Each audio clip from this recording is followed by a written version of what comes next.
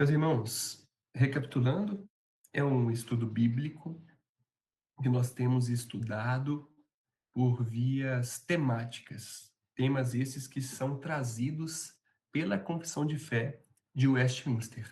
E nós estamos hoje no capítulo 7 e temos tratado do pacto de Deus com o homem. No estudo de terça passada foi o artigo 1º, ponto 1, e hoje nós vamos ver o segundo ponto, ponto 2. O texto da Confissão de Fé diz: o primeiro pacto feito com o homem era um pacto de obras. Nesse pacto foi a vida prometida a Adão e nele a sua posteridade, sob a condição de perfeita obediência pessoal. E, meus irmãos, o intuito desse estudo é tratarmos de forma conjunta do que é esse pacto de obras, que a Confissão de Fé de Westminster traz, e quem são as partes envolvidas nesse pacto. Era a condição desse pacto? Qual era a promessa e a penalidade do pacto?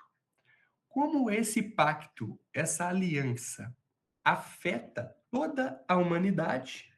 E qual a relação entre este pacto de obras com o Evangelho de Jesus Cristo?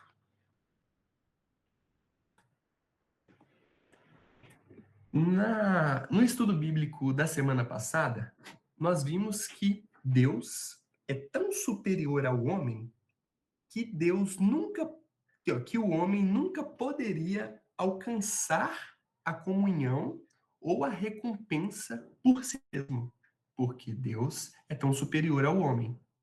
E isso acontece, ou seja, essa comunhão, essa recompensa para o homem acontece por quê? Porque Deus, por sua graça, estabeleceu uma aliança com o homem. E embora a palavra pacto, que nós estamos tratando nesse estudo e começamos na semana passada, não apareça de forma explícita no texto bíblico de Gênesis 2, a sua estrutura está claramente presente.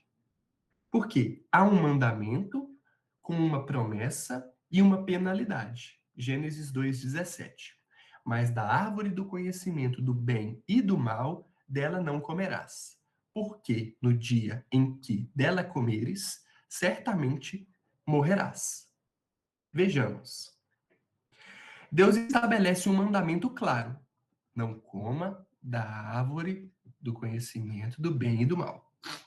Há uma penalidade explícita aqui: a morte. Se comer, vai morrer. E de forma implícita, nós vemos uma promessa, que é a de vida mediante a obediência. Então, quem come, desobedece e morre.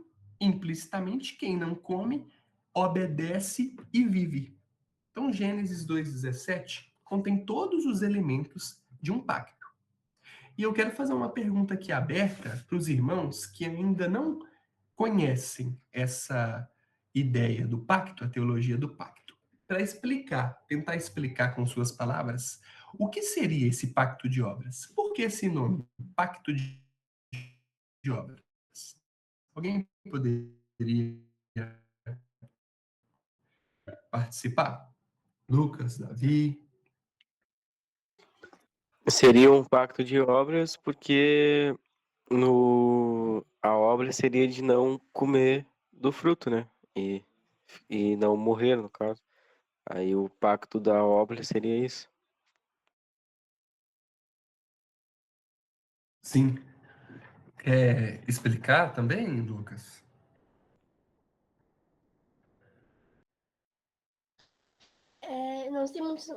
Eu não sei muito desse assunto de pacto de obras. O que você acha que é? Um pacto que meu pai mais ensinou foi o pacto de morte, não foi o pacto de obras. Não me lembro de ele ter me ensinado. Sim.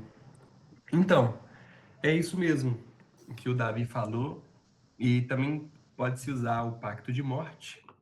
Mas esse pacto de obras, meus irmãos, é porque é um pacto que exige uma obra. que exige uma obra. E nós vamos ver melhor sobre esse pacto de obras no decorrer aqui do nosso estudo. Partindo para o primeiro ponto, então, o pacto de obras e as partes envolvidas. O chamado pacto de obras é o acordo estabelecido de Deus com Adão, e Adão ali também representando toda a sua descendência, como nós já vimos no ponto 2 do capítulo 4, quando nós estudamos isso na Confissão de Fé de Westminster. O vídeo deste estudo também já está lá no YouTube, como os demais, quando nós tratamos desse estado de inocência de Adão. As partes, portanto, aqui são Deus e Adão, que representa a raça humana. Adão representava seus descendentes, conforme nós já vimos também no capítulo 6, no ponto 3 e 4 dos nossos estudos. Herdaram com Adão, ou seja, toda a descendência adâmica herdou com Adão toda a recompensa ou a penalidade advinda desse referido pacto, do pacto de obras. E é chamado pacto de obras por quê? Porque a vida prometida tinha uma condição de obediência. Não coma e viva. Também chamado de pacto legal. Por quê? Porque exigia o cumprimento da lei moral como condição para o favor divino. Exigia-se uma condição do cumprimento da lei. Era um pacto das obras e da lei, com respeito às exigências e condições de Deus, para com Adão e para com toda a sua posteridade. Qualquer um dos irmãos que quiserem fazer algum comentário durante o estudo, tem a opção de levantar aí a mão no Meet, e aí pode ter seu comentário. Beleza, meus irmãos? Partindo para a segunda reflexão sobre a condição desse pacto de obras. Deus exigia obediência perfeita, pessoal e contínua. Deus prometia a vida em caso de obediência e morte em caso de desobediência. Aqui em Gálatas 3,12, nós vemos o apóstolo Paulo. Ora, a lei não é da fé, mas o homem que fizer estas coisas, por elas viverá.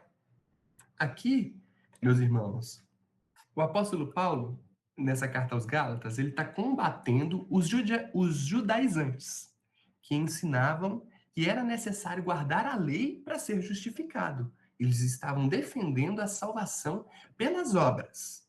Nós vamos refletir melhor sobre esse texto de Gálatas mais adiante. Mas aqui, meus irmãos, o apóstolo Paulo ele estabelece o princípio do pacto de obras, que é uma vida baseada na obediência perfeita. Esse é o pacto de obras. É o que Deus exigiu de Adão e exige de toda a sua posteridade. Obediência perfeita. E esse princípio não começou com Moisés, com a introdução, com a exposição da lei do Senhor, dos 10 mandamentos. Não. Isso já estava presente em Adão. E esse pacto, essa aliança, era baseada na obediência perfeita dentro de um relacionamento de aliança com o eterno Deus. Caminhando para o terceiro ponto, meus irmãos, a promessa e a pena do pacto de obras. A promessa, os irmãos já sabem, era a vida, visto que a desobediência era ligada à morte. Romanos 10, 5. Ora, Moisés descreve a justiça que é pela lei, dizendo: o homem que fizer estas coisas viverá por elas. E esse contexto desse texto de Romanos 10, meus irmãos, é que o apóstolo Paulo está tratando de um erro de Israel. Em Romanos 9, a gente vê Israel buscando a justiça como que pelas obras, como nós também lemos em Gálatas. E em Romanos 10, mais precisamente no versículo 3, por ignorarem a justiça de Deus e tentarem estabelecer uma própria justiça, o apóstolo Paulo começa a apresentar o fim da lei, que é Cristo, no versículo 4, sendo a justiça para todo aquele que nele crê. E aí, assim como no texto de Gálatas, há aqui a diferenciação da justiça pela lei e da justiça pela fé. E essa vida prometida nesse pacto de obras, meus irmãos, Como o apóstolo Paulo disse, o homem que fizer essas coisas viverá por elas, ou seja, o homem que cumprir a lei e tem como objetivo a perfeição do cumprimento da lei, ele vai viver para o cumprimento da lei. E essa vida prometida no pacto de obras não era meramente a continuação da existência, visto que a morte ameaçada pela desobediência não era a mera extinção da existência. E quando a gente lê Gênesis 3, do 8 ao 10, e ouviram a voz do Senhor Deus. E esconderam-se Adão e sua mulher da presença do Senhor, entre as árvores do jardim. E chamou o Senhor Deus a Adão e disse-lhe, onde estás? E ele disse, ouvi a tua voz soar no jardim e temi, porque estava nu e escondi-me. A gente vê que depois do pecado, a relação de Deus com Adão já mudou. Não foi mais a mesma. Adão passou a ter medo de Deus. Adão passou a se comportar não mais como um amigo de Deus, e sim como um inimigo de Deus, porque ele soube ali que ele tinha desobedecido o Senhor e quebrado o pacto das obras, a aliança que Deus tinha feito com ele. Então a morte era, como nós já vimos também no capítulo 6, no ponto 2 da Confissão de Fé, também está no YouTube, essa morte, ela era a exclusão da comunhão divina, advinda do pecado que corrompeu totalmente o coração da humanidade. Nós vimos que essa morte não diz respeito somente à morte física, e sim a exclusão da comunhão divina com Deus, sendo Adão, inclusive, expulso do jardim. A vida prometida era, portanto, essa comunhão divina em toda a sua excelência, sem a mácula do pecado que passou a reinar depois da desobediência. E sobre a penalidade desse pacto, é sabido que é a morte, porque isso está no texto claro de Gênesis que nós já lemos. E volto a dizer, essa morte não diz respeito à cessação da existência, somente a morte física, visto que a morte sobreveio ali imediatamente após comerem do fruto, e não na dissolução da alma e do corpo, e não na morte física, que também os acometeu posteriormente. E nós também, meus irmãos, vemos nas Escrituras, de forma constante, reiterada, a descrição da condição moral e espiritual dos descendentes de Adão, que eles nasceram e da qual são libertados somente por meio de Cristo, sendo um estado natural de morte, como nós já vimos também no capítulo 6, no ponto 3 e no 4. Então, quando a gente olha para Apocalipse 3:1, e ao anjo da igreja que está em Sardes escreve, isto diz o que tem os 7 Espíritos de Deus e as 7 estrelas, de que vives e estás morto. E falando sobre o povo que está morto. Efésios 2, do 1 ao 5. E vos vivificou, estando vós mortos em ofensas e pecados, em que noutro tempo andastes segundo o curso deste mundo, segundo o príncipe das potestades do ar, do espírito que agora opera nos filhos da desobediência, entre os quais todos nós também antes andávamos nos desejos da nossa carne, fazendo a vontade da carne e dos pensamentos, e éramos, por natureza, filhos da ira, como os outros também são. Mas Deus, que é riquíssimo em misericórdia, pelo seu muito amor com que nos amou, estando nós ainda mortos em nossas ofensas, nos vivificou juntamente por Cristo. Pela graça sois salvos. Então, meus irmãos, nos vivificou, estando nós mortos em nossas ofensas e pecados. Efésios 5,14. Por isso diz, desperta tu que dormes, e levanta-te dentre os mortos, e Cristo te esclarecerá. Mais uma vez, nós mortos, meus irmãos, João 5,24. Na verdade vos digo que quem ouve a minha palavra e crê naquele que me enviou tem a vida eterna, e não entrará em condenação, mas passou da morte, do estado da morte, para a vida. Então, essa morte, essa condição natural, advinda posteriormente à desobediência do nosso pai Adão, é uma condição crescente de pecado e de miséria, resultante dessa amputação, desse corte da única fonte de vida que tínhamos, Deus. E entendendo, meus irmãos, o que aconteceu com a quebra por parte de Adão nesse pacto de obras, nós vamos refletir sobre a relação desse pacto com toda a humanidade. Por quê? Todos estavam ali representados em Adão, conforme Romanos também 5, 12 ao 14. Portanto, como por um homem entrou o pecado no mundo, e pelo pecado entrou a morte, assim também a morte passou a todos os homens. Por isso que todos pecaram, porque até a lei estava o pecado no mundo.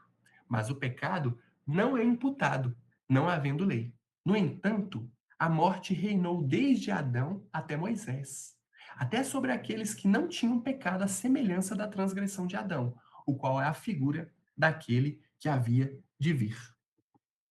O apóstolo Paulo aqui, aos Romanos, ele ensina que o pecado, ele entrou no mundo por um só homem, por meio de Adão, e a morte passou consequentemente para todos, a morte espiritual, o coração inclinado à maldade e ao pecado. Isso mostra que Adão não agiu apenas como um indivíduo ali, mas sim como um representante, como já disse desde o início do estudo, de todos nós, de toda a humanidade. E o pecado de Adão é imputado a toda a humanidade. Nós herdamos a culpa de Adão, herdamos a corrupção de Adão. Nós somos pecadores, não somos pecadores apenas porque pecamos. Nós pecamos porque nós já nascemos pecadores. E diante também, meus irmãos, dessa exposição, desse ponto 4 que diz respeito a essa relação com toda a humanidade, nós precisamos também de entender essa relação do pacto de obras com o Evangelho segundo o nosso Senhor Jesus Cristo. Até aqui, os irmãos têm algum comentário, alguma observação?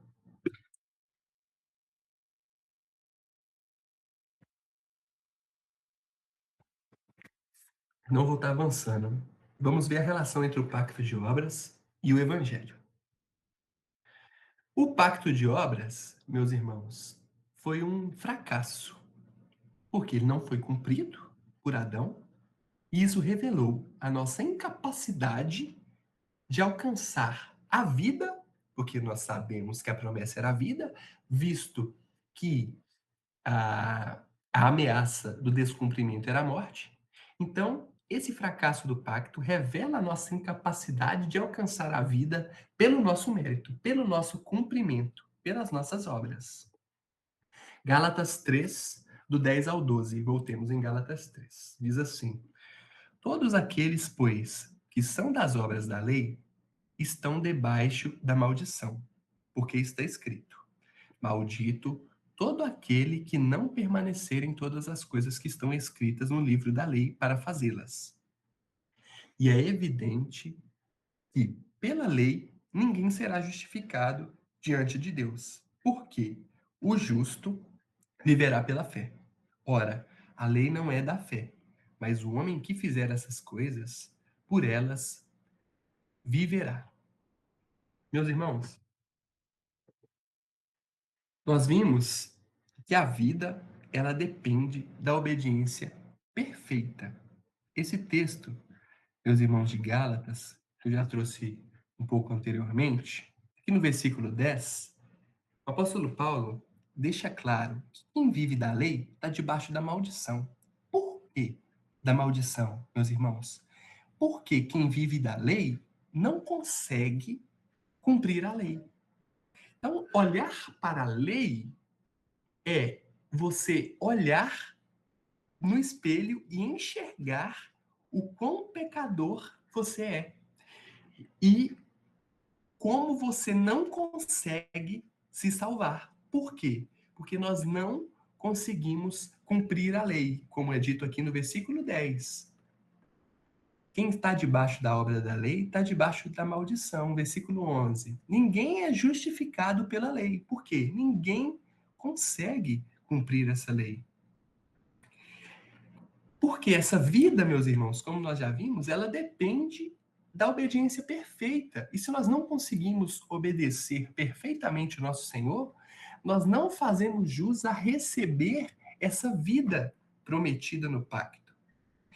Mas nós sabemos, como já disse, que ninguém consegue obedecer perfeitamente essa lei. O próprio apóstolo Paulo vai dizer isso em Romanos 3:20. Por isso, nenhuma carne será justificada diante dele pelas obras da lei, porque pela lei vem o conhecimento do pecado. Então, eu olho para a lei, eu vejo o pecado, e eu olho para mim e eu vejo que eu faço aquele pecado. Meus irmãos, Romanos 3:23. Por quê? Todos pecaram e destituídos estão da glória de Deus. Então, estamos todos condenados à morte, a menos que Deus, em sua infinita misericórdia, intervenha nessa aliança que ele fez conosco. E ele interveio. E isso prepara o caminho para o segundo pacto, meus irmãos, que nós vamos refletir e estudar num próximo estudo. O segundo pacto, que é denominado o pacto da graça. Meus irmãos, então há uma diferença entre a lei, que diz respeito às obras, e a fé, que diz respeito à graça, conforme Efésios 2, do 8 ao 10. Por quê? Pela graça sois salvos, por meio da fé. E isto não vem de vós, é dom de Deus. Não vem das obras, para que ninguém se glorie. Porque somos feitura sua, criados em Cristo Jesus, para as boas obras, a quais Deus preparou para que andássemos nelas. Então não vem de obras, meus irmãos, não vem por meio do cumprimento do pacto da aliança das obras. Por quê? Como já dito pelo apóstolo Paulo e por nós mesmos, nós não conseguimos cumprir a lei. E eu faço uma pergunta que fica para os irmãos responderem no particular, né? Se Deus exigisse hoje de nós a obediência perfeita, aquela obediência pessoal e contínua, ou seja, se Deus exigisse a condição do pacto de obras para nós sermos aceitos por ele, qual seria a nossa situação? Nós, diferente de Adão, conseguiríamos cumprir a lei? Conseguiríamos obedecer perfeitamente os mandamentos do Senhor? Ou assim como Adão, meus irmãos, nós, dentro do nosso autoconhecimento, da nossa autorreflexão, nós concluímos que nós não conseguiríamos cumprir a santa lei do Senhor por nossa própria conta. E isso, meus irmãos, é maravilhoso, porque significa que nós precisamos do Salvador, nós precisamos do Cristo Jesus. Porque aquele que consegue cumprir a lei, obedecer a Deus perfeitamente, ele não precisa ser justificado por Cristo, porque ele já é justo. Mas nós sabemos, meus irmãos, e a Bíblia nos diz, que não há um justo, que ninguém consegue. Então, meus irmãos, nós não conseguimos. Sim, irmão Michael. Só para vocês darem uma explicação, assim, né? Que tem pessoas que não conhecem ainda bastante essa parte de salvação do Antigo Testamento, né? Nós hoje somos salvos pela graça. E no Antigo Testamento, como é que eles eram salvos se Jesus ainda não existia? Certo. Essa pergunta é muito interessante. Por quê? Antes da vinda de Jesus Cristo, como que o povo de Deus era salvo? Porque nós sabemos, meus irmãos, que ninguém consegue se salvar, que ninguém consegue obedecer perfeitamente à santa lei do Senhor. Ou seja, que todos nós precisamos que alguém venha e cumpra essa lei e obedeça perfeitamente a Deus, para que ele honre o pacto das obras e nós não venhamos a sofrer a morte prometida para Adão. Então, há uma necessidade de crer, de ter fé em Jesus, o nosso justificador, para sermos salvos. Mas e antes, quando não tinha ainda a vinda de Jesus? Meus irmãos, todos os nossos irmãos em Cristo que foram salvos, povo de Deus, antes da vinda do Messias, eles criam no Messias.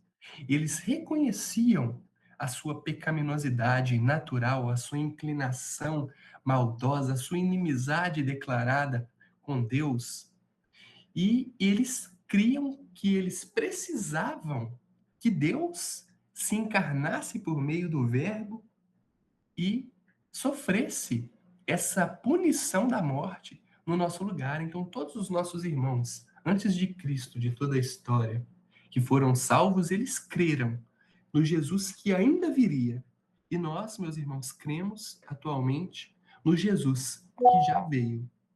E é por meio dele que nós somos justos e que esse pacto de obras é cumprido.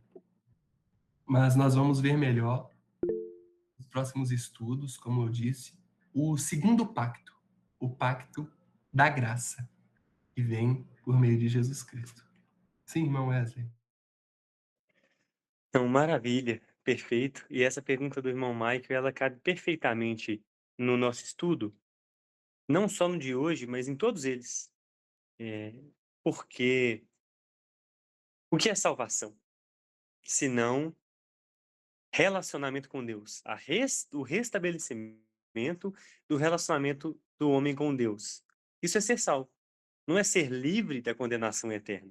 Assim como a morte que veio aos nossos primeiros pais e por meio deles a toda a humanidade, como você mesmo nos explicou aí atrás. Não é só a morte física, mas a quebra do relacionamento do homem com Deus.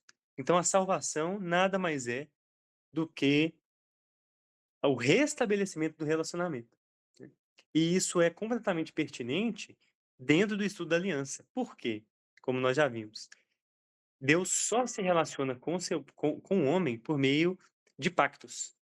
Então, fazendo um breve resumo do que, aproveitando aí um tempinho, já no fim da aula, da última aula, do estudo da semana passada.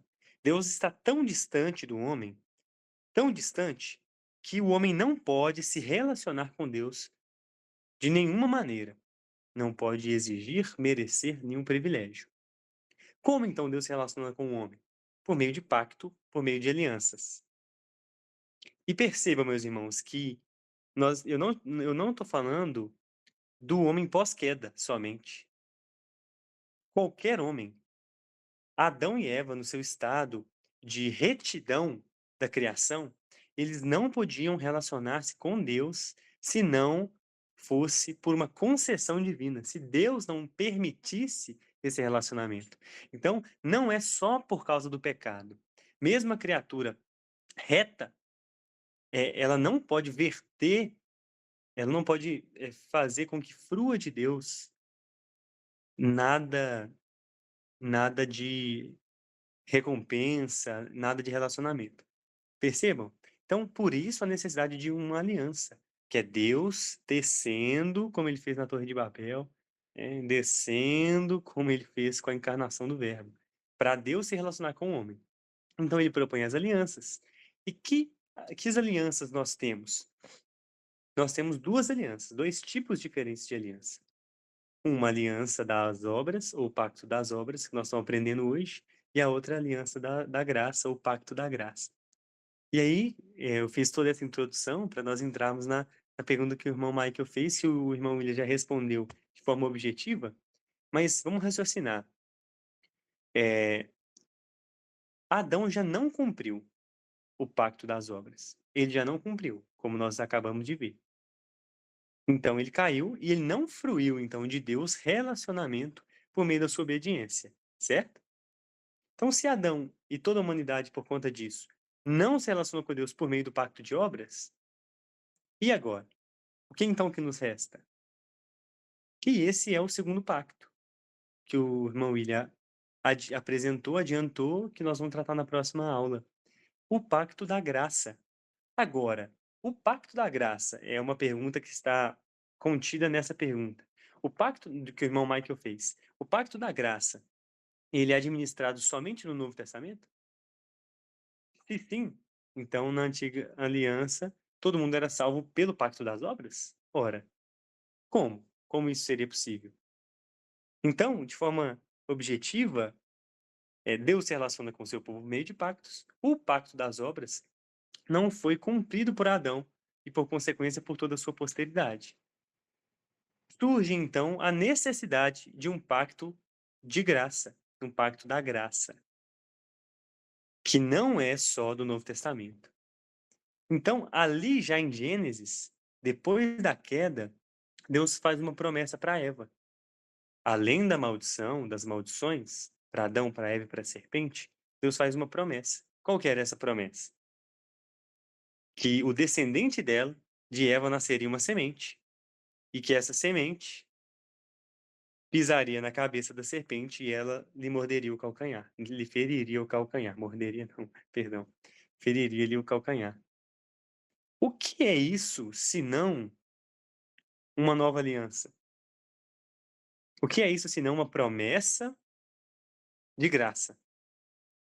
Então, nós vamos entender isso melhor na semana que vem, quando estudarmos o Pacto da Graça.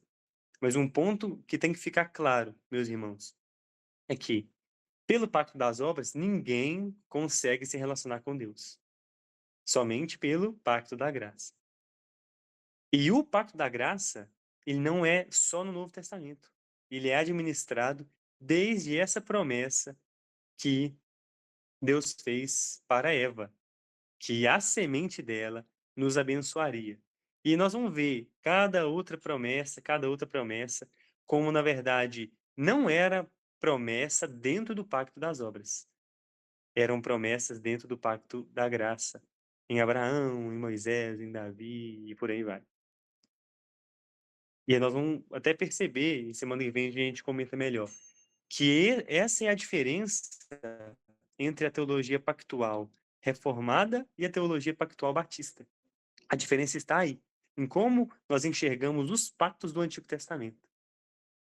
Certo? E nós vemos isso melhor vamos ver isso melhor na próxima aula. Mas concluindo, o irmão William já respondeu de forma objetiva. Ora, crendo em Cristo. Mas crendo em Cristo por quê? Porque eles estavam dentro do pacto da graça e não do pacto das obras, dentro do pacto da graça, ainda na antiga aliança. Mas, como eu disse, isso vai ficar mais claro ainda, né, na próxima aula. Pode falar aí, irmão Michael. Caiu faltou luz aqui, voltou agora rapidinho. Não, assim, e uma coisa bem interessante, que a gente não é de pensar assim, né?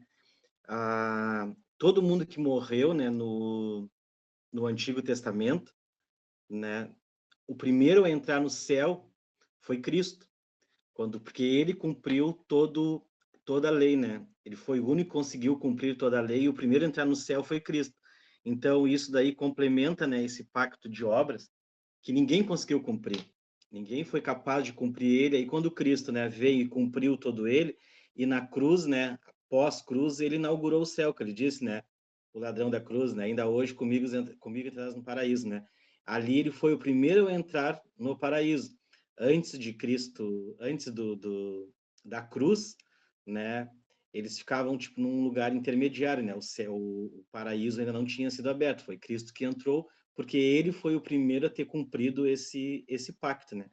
E outra coisa fica, né? E no Antigo Testamento, complementando só, né? Era uma sombra, simplesmente uma sombra.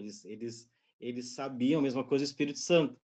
como é que quando Nicodemos conversa com Jesus, né? A gente imagina um pouco assim também que o Espírito Santo só começou o novo nascimento foi só depois de Pentecostes? Com certeza não, porque quando Nicodemos conversa com Jesus, né? Ali o Espírito Santo ainda não tinha descido em Pentecostes e Jesus disse para Nicodemos, né? Para te ser salvo, tens que nascer de novo, né? Então o Espírito Santo sempre agiu para convencer as pessoas, né? Só que ele não habitava que nem ele habita agora em nós. Nós somos privilegiados, nós somos uma geração totalmente privilegiada por ter o Espírito Santo habitando em nós. Antigamente o Espírito Santo agia e convencia as pessoas do pecado para elas serem salvas, porque senão ninguém seria salvo no Antigo Testamento, né? E aí e o primeiro a entrar no céu foi Cristo, por ter cumprido esse pacto que Deus fez com Adão, né? Mas teve que ser uma nova aliança de Cristo ter feito o pessoal entenderem assim, né? Tem umas coisas bem que a gente às vezes não enxerga na palavra, né? Que é bem legal a gente entender isso, né? É não que seja uma questão temporal de Cristo entrar primeiro no sentido temporal, mas no sentido lógico, né? É Lógico. por causa da justiça dele que nós recebemos justiça e todos os outros santos e justos puderam habitar com Deus e se relacionar com Deus, né? Mesmo nesse sentido. Exatamente, meus irmãos. E partindo dessa pergunta e propondo uma reflexão para os irmãos e até fazendo mais uma vez uma autoconfissão, porque às vezes é difícil para a gente, e eu falo quando eu ainda não era convertido, de enxergar em nós pecado e maldade. A gente acaba se achando, eu não sou tão ruim assim, eu sou um pouco bom, eu observo tal e tal coisa. Mas, meus irmãos, acaba o culto doméstico aqui, a gente pede perdão pelos pecados X, e antes ainda do almoço, a gente vai e comete o mesmo pecado. E eu quero propor essa reflexão para os irmãos, uma autorreflexão mesmo, de olhar para o espelho, de enxergar seu próprio pecado. E como que a gente consegue, meus irmãos, identificar um pecado? Primeiro, identificando o que é pecado, nos debruçando na santa lei do Senhor, entendendo qual é a lei moral dele, como nós quebramos a lei moral dele. E quando a gente entende o que é errado, a gente consegue identificar o que nós fazemos de errado. E é nesse momento que nós conseguimos enxergar a necessidade do Salvador, do Cristo Jesus. Então eu proponho isso para os irmãos, analisarem mesmo, fazerem mesmo uma autoanálise, enxergarem quão pecadores nós somos, meus irmãos. Concluindo, o pacto de obras estabelecia uma vida e exigia uma obediência perfeita. Com a queda, ou seja, quando Adão e Eva comeram do fruto, desobedeceram a Deus, foram expulsos do jardim do Éden, e dali em diante, tudo começou a desandar, porque nós sabemos o que aconteceu com Caim, e o que aconteceu com Abraão, e o que foi acontecendo com todo mundo, meus irmãos. Não salva um, todo mundo pecou. Davi, que era um homem segundo o coração de Deus, pecou. Jacó, que era Israel de Deus, escolhido, era um pecador desenfreado. Meus irmãos, o próprio Abraão pecou, Moisés pecou no deserto, quase enxergando a face de Deus. Não salva um. Então, com essa queda, esse caminho se tornou impossível ao homem. Qual caminho? Esse caminho de obedecer a Deus perfeitamente. Isso é impossível, impossível. Sendo então revelada a necessidade desse segundo pacto, o pacto da graça, instituído ainda em Gênesis, por meio de Cristo, que já estava com o próprio Deus antes da fundação do mundo, sendo inclusive, como dito em Apocalipse, morto, sacrificado antes da fundação do mundo, para que essas exigências do pacto das obras fossem devidamente cumpridas em favor do povo de Deus. E eu trouxe aqui algumas aplicações para nós, meus irmãos. Possamos abandonar a confiança nos nossos próprios méritos. Por quê? Se Deus exige uma perfeição para a salvação, nenhuma obra humana nossa é capaz de nos salvar. Então, que não confiemos em nós mesmos, em carros, em cavalos, que não possamos fazer como aquele fariseu no Evangelho de Lucas, que bate no peito, orando para Deus, falando que é bom, que dá o dízimo, que ele é santo, e o outro pecador que nem se atreve a olhar para o céu, reconhece o seu pecado e clama por Deus por ajuda. Possamos ser como esse outro, meus irmãos, e não como o fariseu, que possamos enxergar a nossa pecaminosidade e abandonar essa nossa confiança própria. Sim, irmão Wesley.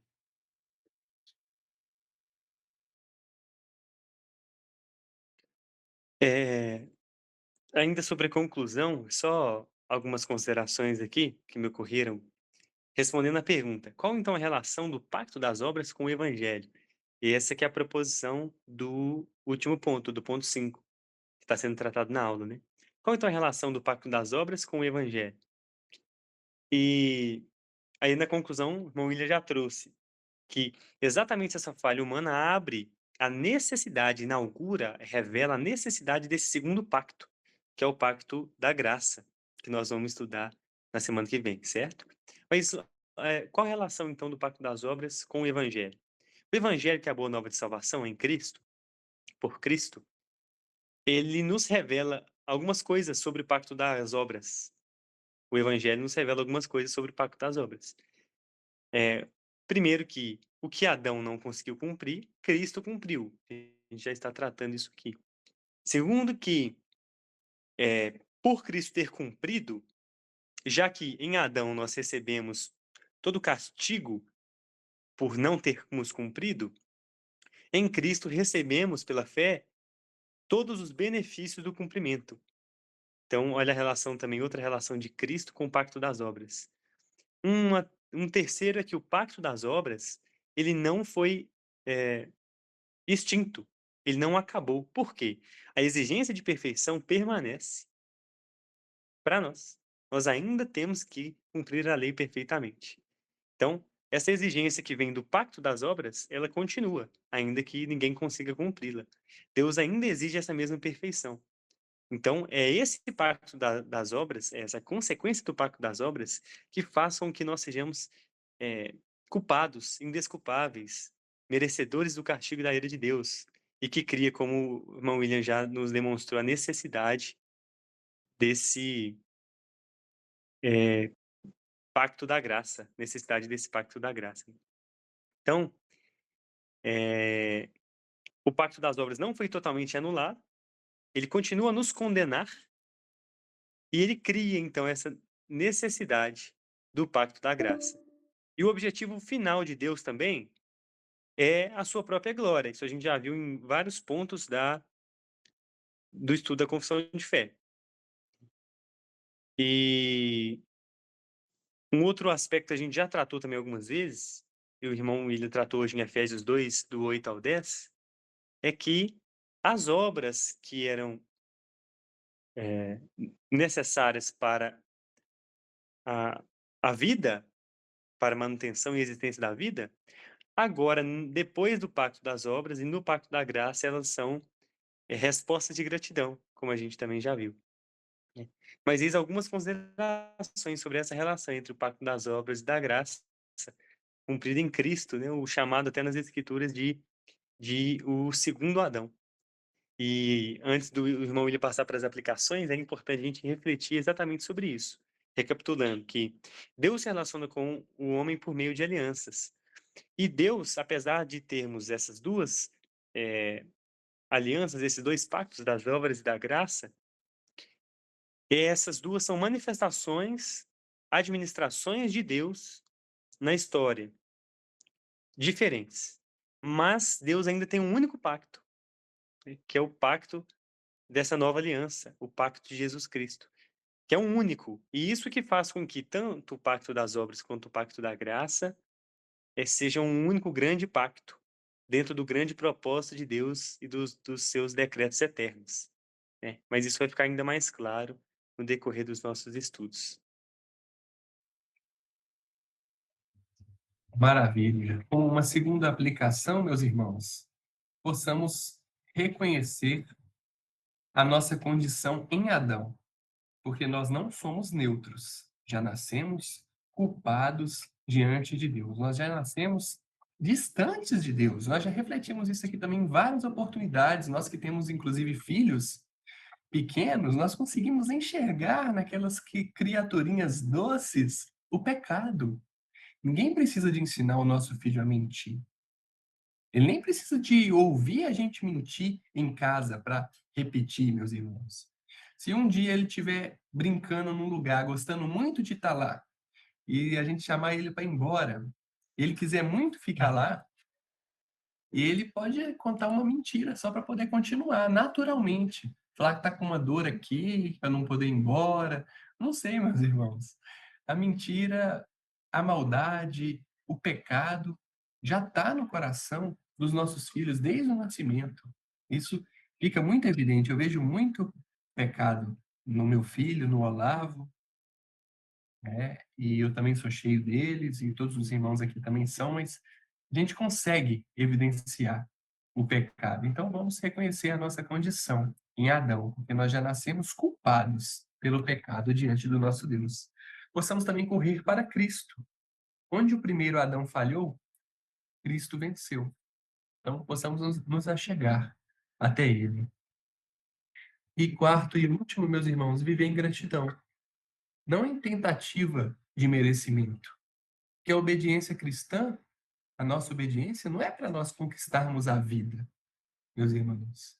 A resposta é uma resposta, na verdade, à graça recebida, é o que o irmão Wesley disse. Se nós não conseguimos sermos salvos pelo cumprimento da lei, para que então que a gente vai cumprir a lei? Meus irmãos, se nós não conseguimos ser salvos, porque nós não conseguimos cumprir a lei, e Deus envia alguém, ele mesmo, o próprio Deus, justo, que cumpriu toda a lei e que sofreu toda a maldição no nosso lugar. E agora, como que nós vamos lidar com isso? A única resposta para essa graça maravilhosa que nos alcançou é tentar cumprir a lei em gratidão ao que ele fez por nós. E não abandonar o cumprimento da lei porque ela já foi cumprida, meus irmãos, porque nós estaríamos desprezando completamente aquilo que Cristo fez. Então, que possamos viver em gratidão. Como nós vivemos em gratidão, meus irmãos? Nos esforçando ao máximo para cumprir a lei, mesmo sabendo que não vamos conseguir. Por quê? Porque Cristo morreu por nós. E agora nós precisamos de cumprir a lei em resposta a essas maravilhas que nos alcançaram, meus irmãos. Então, fico com essas aplicações para nós nessa noite. Se os irmãos tiverem mais algum comentário, pode fazer. Se não, eu orarei para a gente estar encerrando. Amém, meus irmãos. Oremos. Senhor nosso Deus, nosso Papai querido, Deus maravilhoso e santo, que faz uma aliança conosco, aliança maravilhosa que nos transforma, Papai, por meio do seu pacto conosco. O Senhor acaba regenerando o nosso coração. O Senhor nos demonstra que não podemos, mas não dá nem tempo de desespero, porque o Senhor já apresenta uma solução que ela independe de nós, o Cristo maravilhoso, o Cristo ressuscitado, aquele que venceu a morte na cruz e vive, e que por causa dele nós não mais morremos, nós vivemos para a tua glória, Pai, isso é maravilhoso. Eu imploro ao Senhor que aplique esse estudo bíblico nos nossos corações e que nos dê essa gratidão, no sentido de nos esforçarmos ao máximo para cumprirmos a tua lei com a ajuda do seu Santo Espírito, Pai, para que possamos, em resposta à salvação que nos alcançou, viver a nossa vida para a glória e para a evidência única do seu santo nome, papai, é o que eu te imploro. Nessa noite, que o Senhor também possa aplicar essa mensagem no coração das nossas crianças, mesmo que não ouvintes nessa hora, mas por meio do agir do seu Santo Espírito, que todos possam ser alcançados com essa tua palavra maravilhosa, papai, e que o Senhor continue se aliançando conosco dessa forma inquebrável e eterna. Deus maravilhoso. Te agradecemos por esse momento em especial, que o Senhor possa continuar conosco durante o decorrer da semana, papai. No nome santo de Jesus, nós te agradecemos. Amém.